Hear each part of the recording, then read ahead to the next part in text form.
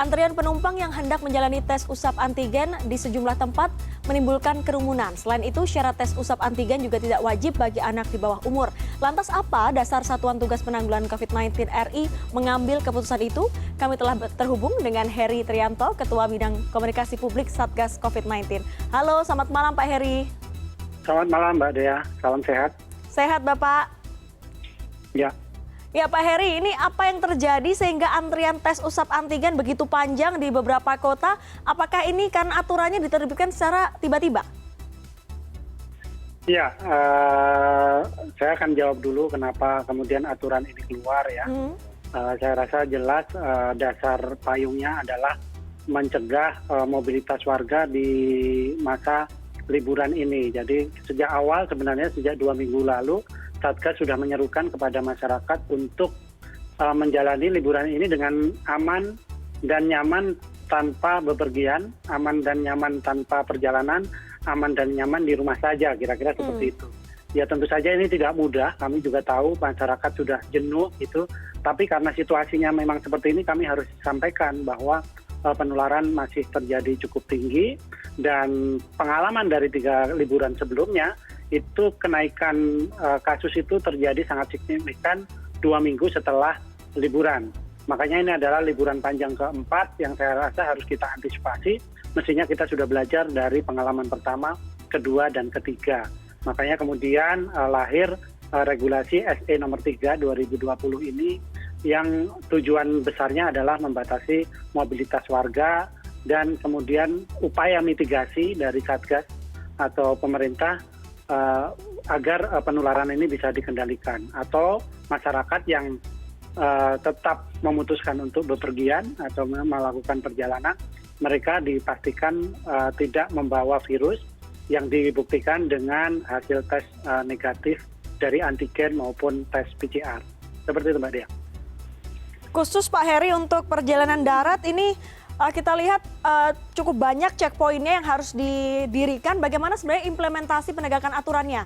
Mengingat ini diperkirakan membutuhkan banyak personel gabungan untuk bisa menjaga checkpoint tadi. Iya, jadi memang untuk mentertibkan warga kita memang memasang handicap ya. Handicap itu akan menjadi handicap bagi masyarakat. Kalau bepergian nanti akan ada checkpoint, kemudian ada random check. Gitu. Selain kemudian beberapa moda transportasi mensyaratkan tes antigen maupun tes PCR, terutama yang akan kembali kayak gitu. Dan memang ini menjadi otoritas dari masing-masing Satgas di daerah untuk mengambil langkah-langkah yang diperlukan, langkah-langkah yang paling sesuai dengan keadaan di daerahnya masing-masing. Terutama kalau kita lihat sekarang ini di Jawa ya Mbak Dea, itu daerahnya udah praktis semuanya sudah nggak ada satupun yang hijau. Mungkin yang hijau tinggal 1 atau 2 kabupaten di Jawa Tengah. Selebihnya itu sudah oranye dan statusnya merah. Jadi ini memang berisiko tinggi jika kita datang maupun kita yang misalnya dari Jakarta yang masih merah untuk pergi ke daerah yang oranye juga membawa risiko. Ketika kita datang dari oranye atau hijau ke daerah merah itu juga kita membawa risiko untuk tertular.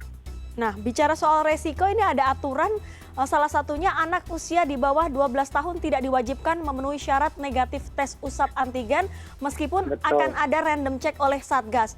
Apa dasarnya kemudian anak-anak tidak harus punya hasil negatif tes usap antigen, Pak Heri? Ya, beberapa anak memang di dalam tes usap ini memang di ketentuan medisnya tidak disarankan untuk melakukan. Tetapi memang ini yang di dalam aturan ini memang dibebaskan anak di bawah 12 tahun tidak perlu melakukan tes usap gitu. Jadi ini sudah menjadi ketentuan, tapi Mbak Dea, ini adalah ketentuan ini berlaku antara tanggal 19 sampai tanggal 8. Jadi masyarakat juga tidak perlu terlalu panik juga karena menjalani ini juga dengan melihat tujuannya sehingga aturan ini tetap bisa dijalankan. Kami juga punya ketentuan peralihan di mana daerah-daerah tertentu kabupaten kota yang merasa memerlukan untuk memiliki aturan tersendiri atau secara khusus itu juga diperkenankan dan itu diatur dalam SE ini di poin 4B, 4A dan 4B di situ. Selain ada 9 provinsi prioritas, tentunya Indonesia begitu luas Pak, dan mobilitas kita tidak bisa batasi, mungkin punya kepentingan selain liburan, mungkin kepentingan bisnis dan lain-lain. Di Betul. luar 9 provinsi prioritas ini seperti apa pengawasannya? Ya, di luar provinsi ini karena memang bukan 9, kita ini sudah punya 10 provinsi prioritas, bahkan ada kadang-kadang sampai di 13 ya. 13 yang sedang juga dalam pengawasan khusus karena mereka ini mengkontribusi lebih dari 80 kasus aktif yang sekarang. Jadi ini yang benar-benar diperhatikan karena dengan begitu kalau kita mengawasi mobilitasnya tentu akan mengurangi resiko penularan. Nah, bagaimana dengan daerah-daerah yang di luar itu? Tentu saja mereka punya adjustment.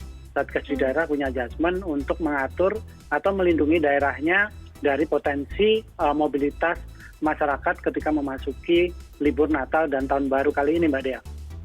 Terakhir Pak Heri, ini soal kapasitas fasilitas kesehatan di beberapa provinsi sudah sangat di lampu merah, sudah kritis di atas 65% keterisiannya. Ini antisipasinya bagaimana untuk bisa mengakomodir misalnya ada penambahan kasus COVID-19 baru setelah ada mobilisasi warga liburan Natal dan Tahun Baru? Iya, tentu sebenarnya dengan kapasitas rumah sakit keterisian yang makin meningkat, sebenarnya itu sudah peringatan yang keras buat seluruh masyarakat Indonesia untuk menahan diri dengan liburan kali ini, kayak gitulah. Karena kalau COVID ini sudah ada di sekitar kita.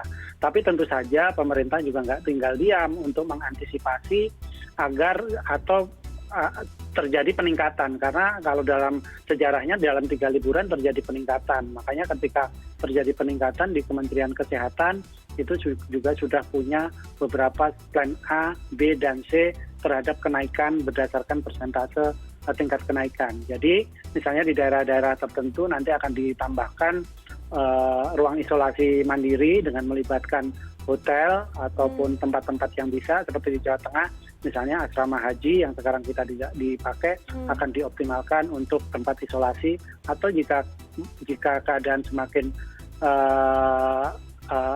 memburuk misalnya dijadikan rumah sakit darurat. Seperti itu. Itu masing-masing satgas daerah dalam rapat mingguan mereka menyampaikan berbagai skenario-nya itu. Jadi kita sudah melakukan antisipasi kendati pun tidak ada satupun dari kita yang berharap terjadi kenaikan lagi dalam 2 atau 3 minggu ke depan. Baik, tempat-tempat isolasi sudah dipersiapkan sebagai langkah antisipatif, tapi tentunya jangan sampai salah satu dari kita tertular COVID-19. Mudah-mudahan semoga liburan kali ini di rumah saja. Terima kasih Pak Heri sudah bergabung bersama kami pada malam hari ini. Terima kasih Mbak Dea. Selamat malam.